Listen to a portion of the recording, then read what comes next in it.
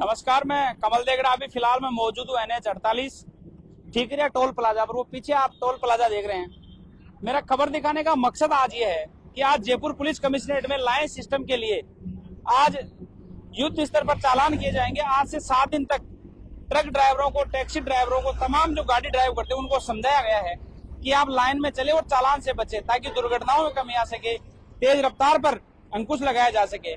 लेकिन यहाँ इस टोल से खबर दिखाने का मतलब है कि यहाँ नियमों की पूरे तरीके से अनदेखी की जाती है।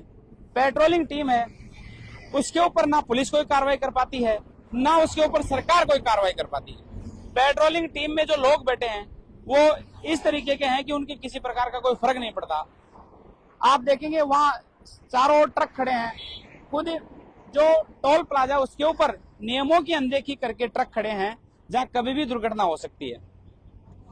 और सबसे मुख्य जो कारण था इस लाइन सिस्टम को बनाने का, जो मुख्य उद्देश्य था लोगों की जान बचाना। लेकिन जब तक सर्विस रोड नहीं बनेगी, 2 व्हीलर गाड़ी कहां से जाएगी, ट्रैक्टर कहां से निकलेगा, 3 व्हीलर कहां से निकलेगा, यह सबसे बड़ी चुनौती है। क्योंकि आप ट्रक को थर्ड लाइन में चलाएंगे, छोटी गाड़ी को फर्स्ट लाइन में चलाएंगे या बीच वाली में चलाएंगे, हल्के वाहनों को आप डिवाइडर के पास में चलाएंगे। ट्रक जब थर्ड लाइन में चलेगा तो इस लाइन में जो 2 व्हीलर वाला व्यक्ति होगा या ट्रैक्टर वाला व्यक्ति होगा या 3 व्हीलर वाला व्यक्ति होगा, तो ये निश्चित है कि उसकी जान जाएगी। क्योंकि वो जब ट्रक इस थर्ड लाइन में चलेगा तो, और देखो ऐसे लोगों पर अंकुश लगाना जरूरी है। ये जो लोग हैं, ये है सबसे बड़े हादसे के कारण है। ये लोग हैं जो रॉन्ग साइड से चलते हैं, ये लोग हैं जो बिना हेलमेट के चलते हैं। प्रशासन की कंप्लीट गलती नहीं होती, गलती आम जनता की होती है। भैया ये गाड़ी भी दिखा दे एक बार मैं इस भैया से, भैया एक बार रुको ना, आप रॉन्ग साइड क्यों आ रहे हो? रॉन्ग साइड तो आपके एक्सीडेंट हो गया, मान लो ट्रक आपके ऊपर चढ़ गया, तब गलत है ना ये? गलत। पुलिस कब तक ध्यान रखेगी आप लोगों का, बताओ। तो आप देखिए ये गलतियां हैं, ये भारी पड़ रही है। और सबसे बड़ी बात है कि यहाँ राजस्थान डेंटल कॉलेज है।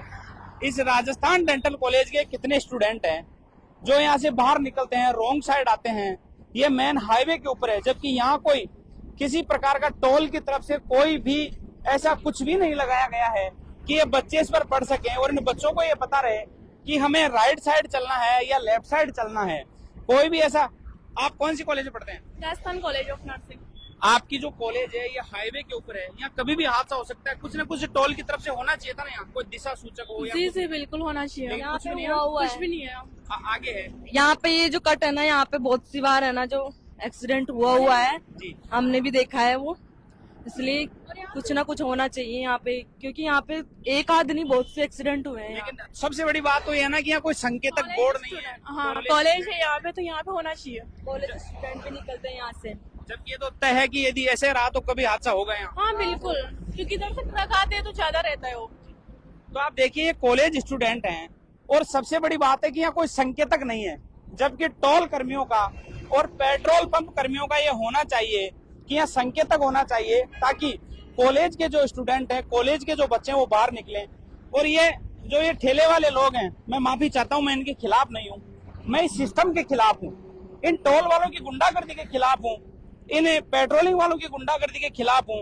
इन लोगों को भी समझाना चाहिए था। ये लोग जो काम कर रहे हैं, भैया आप इस हादसे की जगह खड़े हैं, कभी भी कोई बड़ा हादसा हो सकता है, आपकी जान जा सकती है। देखिए हादसा नहीं, आप हम लोग रोज तो नहीं आते हैं, कभी अप डाउन करते हैं। नहीं, मैं आप लोगों के खिलाफ नहीं हूँ, आप गरीब लोगों में खिलाफ नहीं हूँ। मैं एक आपको चेतावनी दे रहा हूँ कि कभी भी आपकी जान जा सकती है। कभी टोल वाले आके आपसे मिले, कभी आपको मना किया टोल वाले? हाँ, मना करते हैं जी। तो हम लोग चले जाते हैं। और कभी कभी टाइम वैसे जैसे ज्यादा ट्रैफिक रहता है तो हम, लेकिन आप ध्यान रखें या हादसा हो, क्योंकि ट्रक निकलते हैं, कोई चढ़ा जाएगा आप लोगों को। इस तरह हम लोग जुड़े हुए हैं कि टोल से गाड़ियां निकलती है तो स्पीड कम होती है, जी जी। तो यहाँ तक हादसा लगभग बच ही जाता है। तो हम लोग एक बार गाड़ी वाले दिखा। अब आप देखिए क्या हालात है यहाँ के। ये 3 लड़के आए हैं, ये रॉन्ग साइड जा रहे हैं, बिना हेलमेट के जा रहे हैं। आप देखिए क्या हालात है। ये राजस्थान डेंटल कॉलेज है, ये बड़ी कॉलेज है, यहाँ कई स्टूडेंट पढ़ते हैं, यहाँ किसी प्रकार का कोई संकेतक नहीं है। जबकि होना ये चाहिए कि इन बच्चों की सेफ्टी के लिए कुछ न कुछ यहाँ होना चाहिए। लेकिन ये सरकार, ये प्रशासन जब चेतेगा, जब यहाँ कोई बड़ा हादसा होगा या कभी भगवान ना करे इन बच्चों के ऊपर कोई गाड़ी इनके टक्कर मारेगी, जब ये प्रशासन चेतेगा और जब यहाँ संकेतक भी लगेंगे और जब ये सरकार है, इनको सांत्वना देने भी आएगी। लेकिन आज जो हालात हैं वो डरावने हालात हैं। लायन सिस्टम की आज से पालना करवाई जा रही है।